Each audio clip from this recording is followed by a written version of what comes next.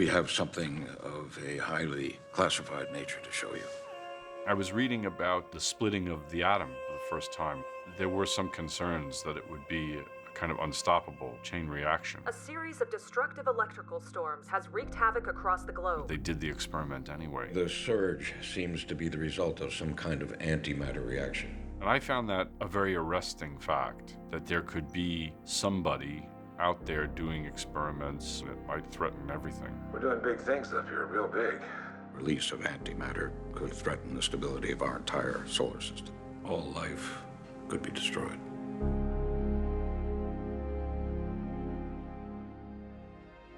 I met Ethan Gross freshman year of college, and I was told that there was a young man who was in film school with me who hated me. Instantly, that piqued my interest, and I thought, well, that person has a good point of view.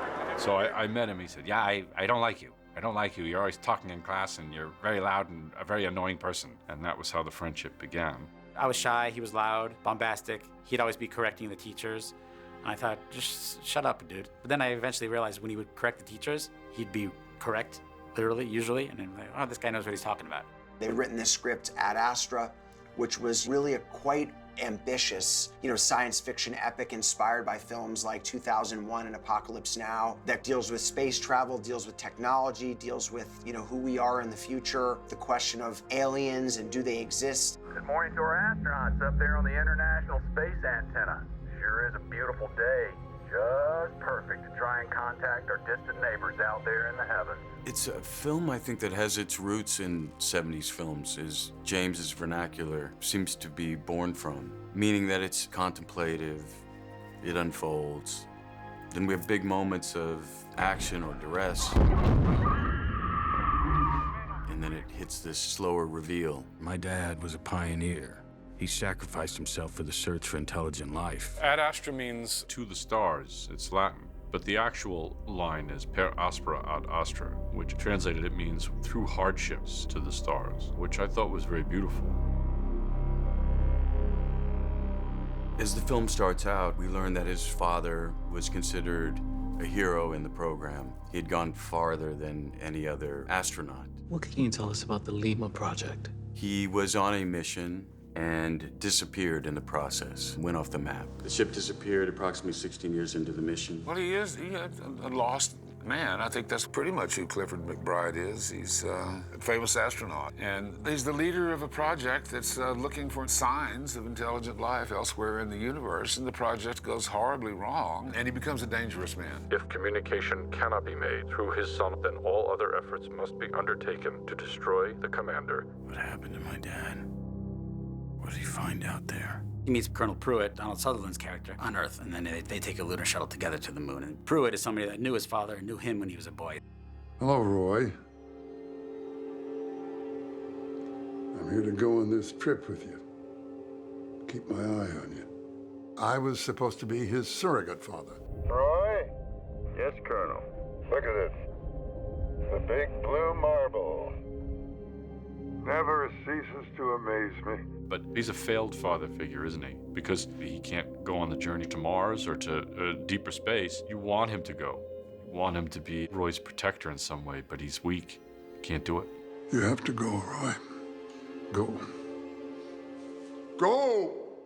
I'd always wanted it to be that Roy didn't really meet anybody. I mean, he meets them, but he doesn't know them. I mean, that's sort of the point. It's really about his solitude, about how alone he is, and about how that's how everybody wants it. Although the more connection there is, the more risk there is, the more risk to the mission, the more risk there is to him personally. And so he meets these other people, but you catch only glimpses of them.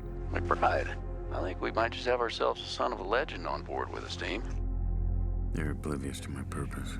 On Mars, Roy meets Helen Lantos. I know who you are. She is sort of a flip side of him. She represents somebody who has also been orphaned by people on the Lima project. Unlike Roy, she didn't really bury that. And I think for many years now, she's been seeking answers about what happened.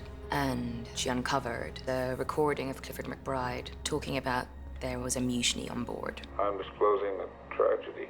They mutinied, committed acts of sabotage, trying to commandeer my ship. A lot of people get killed, especially those who would want to give up on the project and return to Earth. Without doubt, I did punish the innocent along with the guilty. He has no intention of returning. We will not turn back on this quest.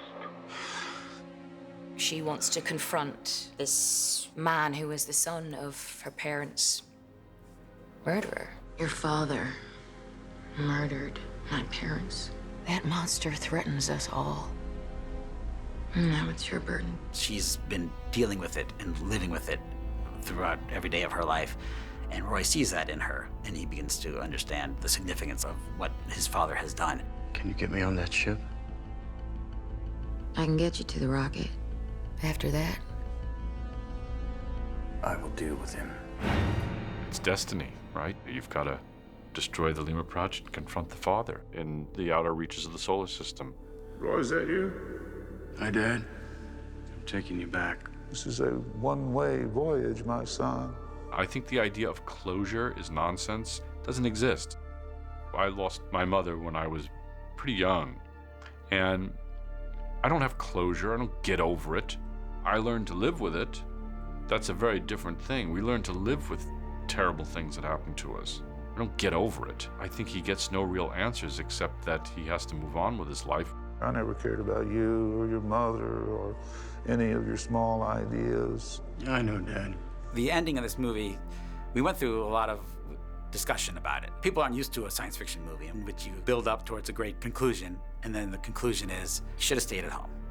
It sounds anticlimactic, but the anticlimactic nature of it is, to me, climactic because it tells you an important story. Space travel and exploration is very important, but it's more important not to forget about what's at home. The crew examined all the data, discovered no other life out there. They were all alone in the known universe. Now we know. We're all we've got. Okay, everyone. Here we go. Pictures up. Let's go. You know, this film holds some stunning set pieces, if you want to call them, action pieces. Go! James specifically designed these as a delivery system, really a movie about self and discovery of self.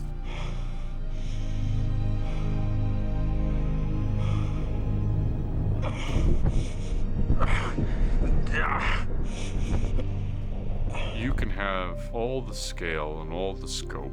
You can have the best photography, the best score, the best actors, and all the technical genius that you want making a film, but that doesn't really mean anything. And if it's not about something you care about, it doesn't matter. So I was trying to do the deepest dive I could on where I was in that place in my life at that time. I keep coming back to that same idea. Get personal, get smaller, more inside, more interior, more about what it is you're going through. And then in the end, whatever people think about it, good or bad, it's out of my hands. I tried to be as personal as I could. That's my obligation. That's my only obligation. Roger, all. Roger,